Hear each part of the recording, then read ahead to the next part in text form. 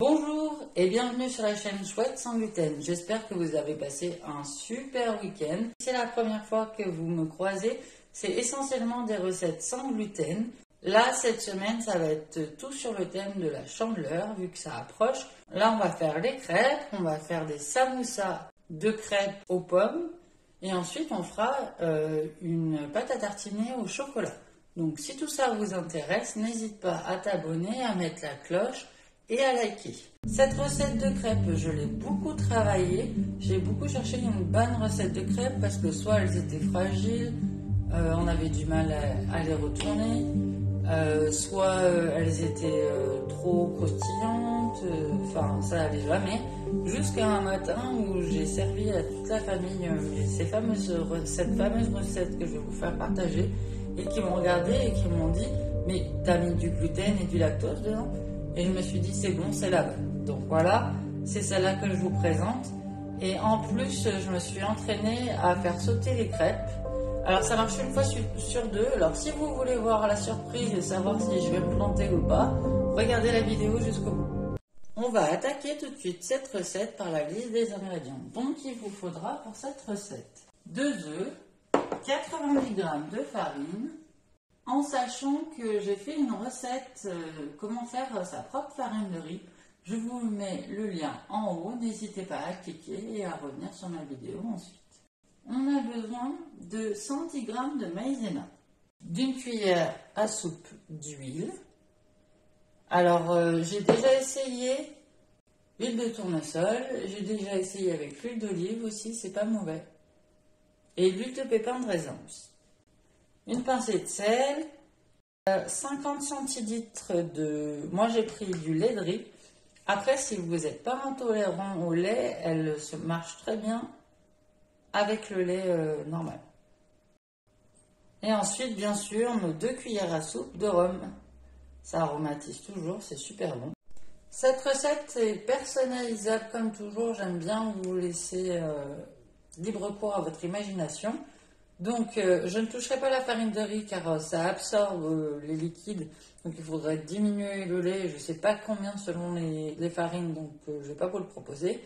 La fécule qui rend plus légère, vous pouvez prendre la fécule de maïs ou la fécule de pomme de terre. Mais je garderai pareil de la fécule parce que ça les rend légères. Après l'alcool, faites-vous plaisir. Ce que vous aimez. Si vous voulez l'enlever, vous l'enlevez. Si vous voulez en rajouter, vous pouvez en rajouter. Le lait, vous pouvez prendre du lait de vache si vous n'avez pas d'intolérance. Après, vous pouvez prendre du lait de riz, lait de soja, ça évite d'avoir trop de goût. Après, si vous voulez faire un dessert ou avoir un goût marqué d'amande ou de coco, faites-en ce que vous voulez, faites-vous plaisir. Vous pouvez aussi mettre de l'extrait de vanille, c'est assez bon. Et pour l'huile, je vous ai déjà dit, vous pouvez mettre celle de votre choix. C'est parti pour faire notre pâte à crêpes. Alors, même principe qu'une pâte à crêpes basique. On met tout le sec à l'intérieur. Un petit trou, je mets une pincée de sel. Je fais le petit nid à l'intérieur pour mettre mes œufs.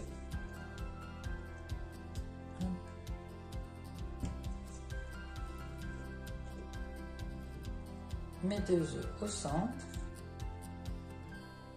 Là. On met tout au fur et à mesure pour éviter les grumeaux. Donc là j'ai mis l'huile et le rhum. Voilà, au fur et à mesure, vous ramenez la farine.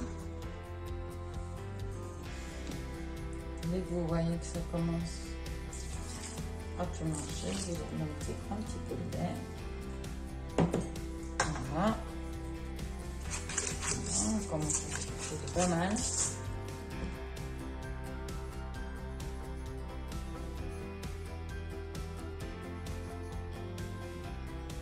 Toute lisse, pas de grumeaux. Et on va continuer à mettre notre lait au fur et à mesure. Ne vous inquiétez pas, elle sera forcément plus liquide à cause de cette histoire de farine de riz que je vous ai expliqué tout à l'heure. Mais elles feront de super crêpes. Donc c'est pas le moment de la jeter, essayez bien même si ça vous paraît très liquide.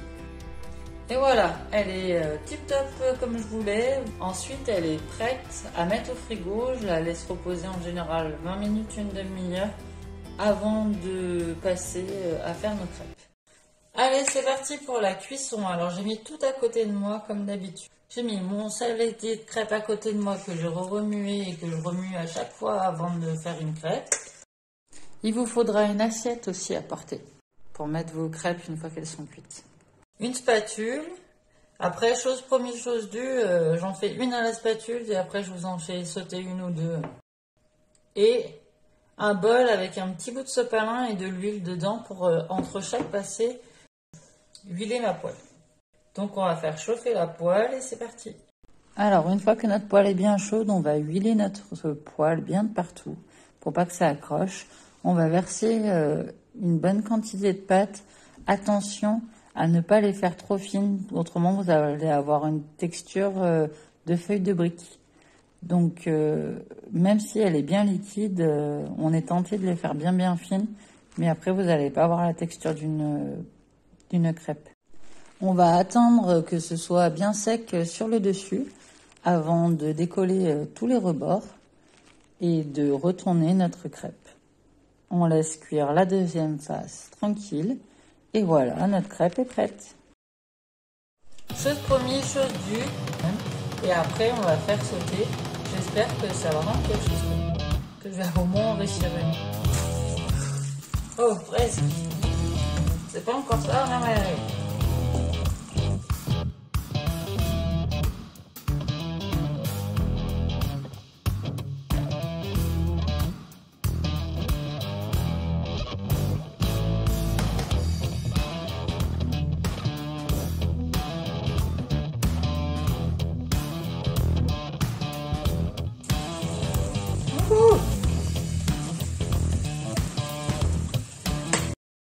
Une fois qu'elles sont faites, je les conserve avec un torchon à température ambiante. Et voilà, c'est fini. Je vous souhaite un super appétit. J'espère que vous allez vous régaler. N'hésite pas, si ça t'a plu, à t'abonner, à liker, à commenter, à mettre les photos des crêpes que vous faites. J'adore ça, c'est super sympa.